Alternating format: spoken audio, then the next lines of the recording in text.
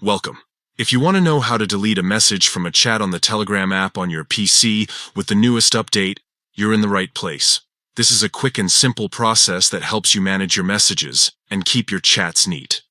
First, launch the Telegram app on your PC. Make sure you're logged into your account and ready to go. Once you're in, open the chat where the message you want to delete is located. Next, find the specific message that you want to remove. Hover your mouse over that message and then right-click on it. A menu will appear with several options. From that menu, select Delete Message. When you click this, a pop-up window will appear to confirm your choice. In the pop-up, simply click the Delete button to remove the message from the chat. If you want, some versions will also give you the option to delete the message not just for yourself, but also for the other person in the chat, ensuring that message disappears on both sides. And that's it. The message will be permanently deleted, keeping your chat clean and giving you control over what stays and what doesn't.